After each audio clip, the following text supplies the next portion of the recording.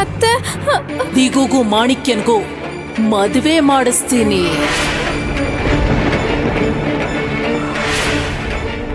ಬೇಡ ಬೇಡ, ನೀವ್ ಹಾಗ್ ಮಾಡ್ಬೇಡಿ. ಇದನ್ ಕೇಳಿದ ತಕ್ಷಣ ಮತ್ತೆಲ್ಲ ಇಳಿದು ಹೋಯ್ತಾ?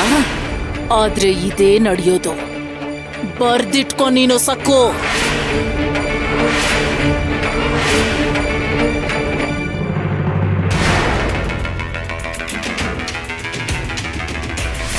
ಅಯ್ಯೋ ದೇವ್ರೆ, ದಿಗು ನನ್ ಮಾತುಗಳನ್ನೆಲ್ಲ ಕೇಳಿಸ್ಕೊಂಡಿರ್ತಾನ? ಈ ಮದ್ವೆ ನಡಿಬಾರ್ದು. ಮಾಣಿಕ್ಯ ಅಕ್ಕ ಕೋಪಿಷ್ಟೆ. ನಾನ್ ಯಾವಾಗ ಕಣ್ಣಿಗೆ ಬಿದ್ರು ಕುತ್ತಿಗೆ ಹಿಸಕ್ತೀನಿ ಅಂತ ಮೈ ಮೇಲೆ ಬರ್ತಾಳೆ. ಯಾವಾಗ್ಲೂ ಹಿಂಸೆ ಬಗ್ಗೆನೆ ಮಾತಾಡ್ತಾಳೆ. ಆದ್ರೆ ನನ್ ಗಂಡಂಗೆ ಜಗಳ ವಿವಾದಗಳು ಇಷ್ಟ ಆಗಲ್ಲ. ಕೂಗಾಡೋದು ಅಂದ್ರೆ ಚೂರು ಇಷ್ಟ ಇಲ್ಲ. ಮಾಣಿಕ್ಯ ಅಕ್ಕನ್ ಮದ್ವೆ ಮಾಡ್ಕೊಂಡ್ರೆ ಅವ್ರ ನರ್ಕ ಅನುಭವಿಸ್ತಾರೆ. ಅದಕ್ಕೆ ಮಾಣಿಕ್ಯ ಅಕ್ಕನ್ನ ಅವ್ರ ಕೊಟ್ಟು ಮದ್ವೆ ಮಾಡ್ಬೇಡಿ. ಅಮ್ಮ, ನಾನು ಹೇಳೋದೊಂದ್ ಸ್ವಲ್ಪ ಕೇಳು. ಹಗ್ಲಲ್ಲಾದ್ರೆ ಪರವಾಗಿಲ್ಲ, ಆದ್ರೆ ರಾತ್ರಿ ಹೊತ್ತಲ್ಲಿ ದುಷ್ಟಶಕ್ತಿಗಳಿರೋ ಕೋಣೆ ಮುಂದೆ ಸಕ್ಕು ಒಂಟಿಯಾಗಿ, ಸಕ್ಕುನ ಇಲ್ಲಿ ಒಂಟಿಯಾಗಿರೋದಕ್ ಬಿಡೋದು ಒಳ್ಳೇದಲ್ಲ. ನಿಜ ಹೇಳ್ಬೇಕು ಅಂದ್ರೆ ಅವಳನ್ನ ಹೊರಗಡೆ ಇರು ಅಂತ ಹೇಳೋದೇ ತಪ್ಪು. ಅಮ್ಮ, ಈಗಾಗ್ಲೇ 10 ದಿನ ಆಯ್ತಮ್ಮ, ಅವಳನ್ನ ಒಳಗಡೆ ಬರೋದಕ್ ಬಿಡು. ಬಾಯಿ ಮುಚ್ಚುದಿಗೋ, ಮಾತಾಡಿದ್ದು ಸಾಕು. ನೀನು ಕೊಟ್ಟಿರೋ ಅಧಿಕಾರನ, ಸ್ವಾತಂತ್ರ್ಯನ ದುರುಪಯೋಗ ಮಾಡ್ಕೋತಿದ್ಯಾ. ಬೆಳಗ್ಗೆ ಸುಬೇದಾರ್ ಮುಂದೆ ನಿನಗೆ ಅವಮಾನ ಆಗಬಾರ್ದು ಅಂತ ನಾನ್ ಸುಮ್ನೆ ಇದ್ದೆ. ಯಾಕಂದ್ರೆ ಅವರು ನಿನ್ನ ಅಳಿಯ ಅಂತ ಭಾವಿಸಿ ಗೌರವಿಸ್ತಿದ್ದಾರೆ. ನಾನು ಮಾತಾಡ್ಲಿಲ್ಲ ಅಂದ್ರೆ ಅದರ ಅರ್ಥ ನೀನ್ ಹೇಳಿದಕ್ಕೆಲ್ಲ ನಾನು ಒಪ್ಕೋತೀನಿ ಅಂತ ಅಲ್ಲ. ಅಂತಿಮವಾಗಿ ನಿರ್ಧಾರ ಮಾಡ್ಬೇಕಾಗಿರೋದು ನೀನಲ್ಲ. ಹಾಗ್ ನಡೆಯೋದೂ ಇಲ್ಲ. ಈ ಮನೆಯ ಅಧಿಕಾರದ ಚುಕ್ಕಾಣಿ ನನ್ನ ಕೈಯಲ್ಲಿದೆ. ಯಾವತ್ತಿಗೂ ನನ್ನ ಕೈಯಲ್ಲೇ ಇರುತ್ತೆ. ಹೌದು, ನೀನ್ ನನ್ಗೇನಂತ ಪ್ರಮಾಣ ಮಾಡಿದೀಯಾ? ಮರ್ತೋಯ್ತಾ? ಸಕ್ಕು ಶಿಕ್ಷೆ ವಿಷಯದಲ್ಲಿ ಮಾತಾಡಲ್ಲ ಅಂತ ಹೇಳಿದ್ಯಾ. ಸಕ್ಕು ಅಪ್ಪ ಅಮ್ಮನ ವಿಷಯದಲ್ಲಿ ಮಧ್ಯೆ ಬರೋದಿಲ್ಲ ಅಂತ ಹೇಳಿದ್ಯಾ. ನೆನ್ಪಾಯ್ತಾ? ಸರಿ, ಹೋಗು, ಹೋಗಿ ಮಲ್ಕೋ. ನೀನಿಲ್ಲಿರೋ ಅಗತ್ಯ ಇಲ್ಲ. ಹೊರಡೋ.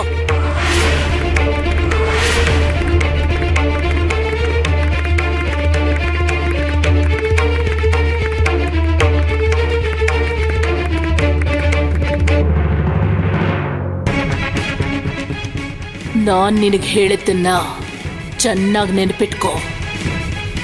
ಬಾಯ್ ಮುಚ್ಕೊಂಡಿರ್ಬೇಕು. ನಿನ್ನನ್ನ ಗಮನಿಸ್ತಾನೇ ಇರ್ತೀನಿ.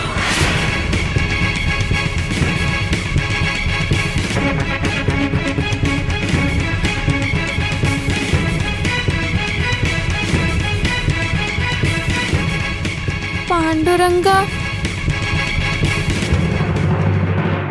ಏನಂದ್ರೆ ನಾನ್ ಹೇಳೋದೇನಂದ್ರೆ, ಇಷ್ಟ ದಿನ ಆ ಸಕ್ಕು ಅಂಗಳದಲ್ಲೇ ಇದ್ಲು.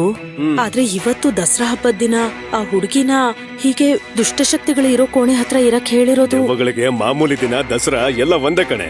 ಹೀಗಂತಿದ್ದೀರಲ್ಲ, ಇವತ್ತು ಎಲ್ರ ಮನೇಲೂ ಸಿಹಿ ತಿಂಡಿ ಮಾಡ್ತಾರೆ. ಮತ್ತೆ ದೆವ್ವಗಳಿಗೆ ಸಿಹಿ ತಿನ್ಬೇಕು ಅಂತ ಆಸೆ ಇರುತ್ತಲ್ವಾ. ಅದಕ್ಕೆ ಅವುಗಳೆಲ್ಲ ಹೊರಗ್ ಬಂದು ಎಲ್ಲಾ ತಿಂದು ಸಾಕಾಗ್ದೆ ಹೋದ್ರೆ ಗಲಾಟೆ ಮಾಡ್ತಾವೇನೋ. ನೀನ್ ಹೇಳ್ದ ಹಾಗೆ ಹೊಟ್ಟೆ ತುಂಬದೆ ಹೋದ್ರೆ ರುಚಿಯಾದ ಊಟದ ರೂಪದಲ್ಲಿ ಸಕ್ಕೋಲಿದ್ದಾಳೆ ಅಲ್ವಾ? ನೀವೇನ್ ಹೇಳ್ತಿದ್ದೀರಾ? ಅವು ಸಕ್ಕುನ ಆಹಾರವಾಗಿ ತಿಂತವ. ಸಾಕು, ಸುಮ್ನಿರ್ರಿ. ಪಾಂಡುರಂಗ, ಕಣ್ಣಿಗೆ ಯಾರು ಕಾಣಿಸ್ತಾ ಇಲ್ಲ. ನನ್ಗೆ ಯಾಕೋ ತುಂಬಾ ಭಯ ಆಗ್ತಾ ಇದೆ. ನನಗೆ ಆತಂಕ ಆಗ್ತಿದೆ ಅಣ್ಣ.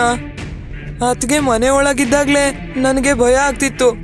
ಆದ್ರೆ ಈಗ ಅತ್ಗೆನ ಹಿತ್ಲಲ್ಲಿರಕ್ ಹೇಳಿದ್ದಾರೆ. ಇಲ್ಲ ಇಲ್ಲ ಅಣ್ಣ, ನೀನೇನಾದ್ರೂ ಮಾಡು.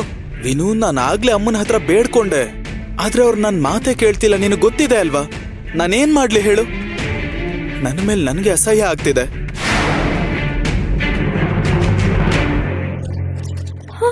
ಪಾಂಡುರಂಗ,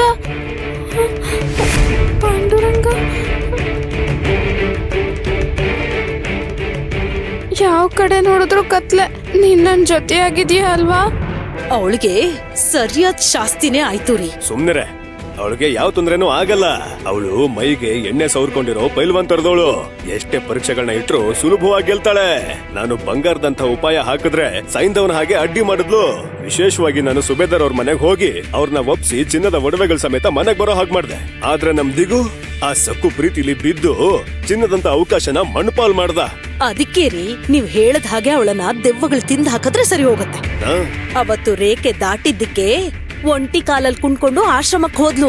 ಇವತ್ತು ಅವಳನ್ನ ದೆವ್ವಗಳೆಲ್ಲ ಸುತ್ತುವರಿಲೇಬೇಕು.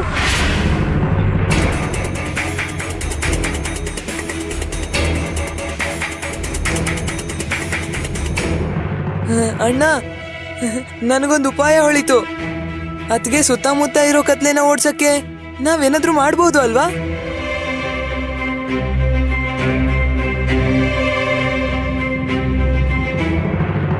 ಪಾಂಡುರಂಗ, ನನಗೆ ಯಾಕೆ ಹೊಸ ಸಮಸ್ಯೆ ತಂದಿಟ್ಟೆ? ನಿಜವಾಗ್ಲೂ ನನಗೆ ತುಂಬಾ ಭಯ ಆಗ್ತದೆ.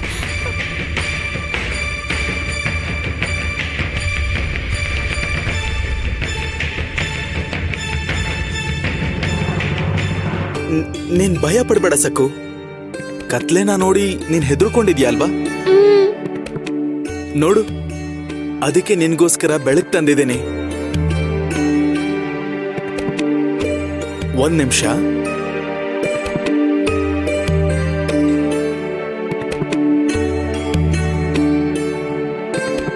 ಎರಡು ಪಂಜಿದೆ ಅಲ್ವಾ? ಇನ್ನು ಇಲ್ಲಿ ಕತ್ಲೆ ಇರಲ್ಲ. ಧೈರ್ಯವಾಗಿರು. ಏನಂದ್ರೆ ನೀವು ಎಷ್ಟು ಒಳ್ಳೆಯವರು. ನನ್ನ ತುಂಬಾ ಜಾಗೃತಿಯಿಂದ ನೋಡ್ಕೋತಿದ್ದೀರಾ. ಕಣ್ಣಿನ ರೆಪ್ಪೆ ಹಾಕಿ ಕಾಪಾಡ್ತಿದ್ದೀರಾ. ನಿನಗ್ ನಿಜ ಹೇಳ ಸಾಕು, ಭಯ ಅನ್ನೋದು ಎಲ್ರಿಗೂ ಮನ್ಸಲ್ಲಿರತ್ತೆ. ಆದ್ರೆ ನಾನು ನಿನ್ನನ್ನ ಗಮನಿಸ್ತಾ ಇದ್ದೀನಲ್ವಾ? ನೀನು ದೃಢ ಸಂಕಲ್ಪದಿಂದ ಇರ್ತೀಯ. ನೀನು ಧೈರ್ಯವಾಗಿ ಎಷ್ಟೋ ಕಠಿಣವಾದ ಪರೀಕ್ಷೆಗಳನ್ನ ಎದುರಿಸಿದ್ಯಾ. ಈ ಹಿಂದೆ ಅಗ್ನಿ ಕಳಶನ ಹೊತ್ಕೊಂಡು ಕಾಡಿನ ದಾರಿಲಿ ದೇವಸ್ಥಾನಕ್ಕೆ ಹೋಗಿ ಹರಕೆ ತೀರ್ಸಿದ್ಯಾ. ಕಾಡಲ್ಲಿ ನಿನಗ್ ಜೊತೆಯಾಗಿ ಯಾರೂ ಇರ್ಲಿಲ್ಲ, ಆದ್ರೆ ಇಲ್ಲಿ ನಾವೆಲ್ಲರೂ ಇದ್ದೀವಿ.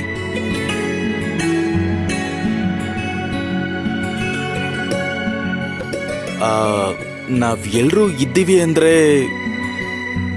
ನಾನಿದ್ದೀನಿ ಸಕ್ಕು. ನಿನಗ್ ಭಯ ಆದ್ರೆ, ಏನಾದ್ರೂ ಬೇಕು ಅಂದ್ರೆ ನನ್ನ ತಕ್ಷಣ ಕೂಗು. ಇಲ್ಲಾಂದ್ರೆ ನೀನೊಂದ್ ಕೆಲ್ಸ ಮಾಡು, ಅಲ್ಲಿಗೆ ಬಂದ್ ಮಲ್ಗು. ಅದು ಕೂಡ ಹಿತ್ಲಿನ ಒಂದು ಭಾಗನೇ, ತಪ್ಪೇನಿಲ್ಲ. ಅಯ್ಯೋ, ಅಲ್ಲಿಗ ಬೇಡ ಅಂದ್ರೆ ಮತ್ತೆ ಅತ್ತೆ ಕೂಗಾಡ್ತಾರೆ. ಅವ್ರು ನನಗ್ ಬೈಯೋದ್ ಮಾತ್ರ ಅಲ್ಲ, ನಿಮ್ಗೂ ಕೂಡ ತುಂಬಾ ಬೈತಾರೆ. ಅನಾವಶ್ಯಕವಾಗಿ ನೀವು ನನ್ನಿಂದ ಮಾತು ಕೇಳಬಾರ್ದು ಅಂದ್ರೆ ಏನಂದ್ರೆ, ನಾನು ನಿಮ್ಗೊಂದು ವಿಷಯ ಹೇಳ. ನನ್ಗಾಗ್ಲೇ ವಿಪರೀತವಾಗಿ ಭಯ ಆಗ್ತಿತ್ತು. ಆ ಸಮಯದಲ್ಲೇ ನೀವು ಬಂದ್ರಿ, ನನ್ನ ಜೊತೆ ತುಂಬಾ ಪ್ರೀತಿಯಿಂದ ಮಾತಾಡಿದ್ರಿ. ತಕ್ಷಣ ನನ್ನ ಭಯ ಎಲ್ಲ ಮಾಯ ಆಗ್ಬಿಡ್ತು. ಸರಿ ಅಂದ್ರೆ ನಾನು ನಿದ್ದೆ ಮಾಡ್ತೀನಿ. ಸಕ್ಕು, ನಿನಗೆ ನಿಜವಾಗ್ಲೂ ತಾಳ್ಮೆ ಸಹನೆ ತುಂಬಾನೇ ಜಾಸ್ತಿ. ನಾನಿನ್ ಹೊರಡ್ಲಾ?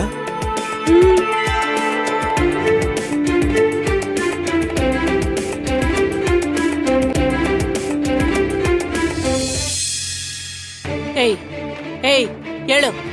ಏಯ್ ಸಕ್ಕು, ಹೇಳು ಹೇಳು. ನಾನು ಏನ್ ಹೇಳ್ದೆ ಅಂತ ನಿನಗ್ ನೆನಪಿದೆ ಅಲ್ವಾ?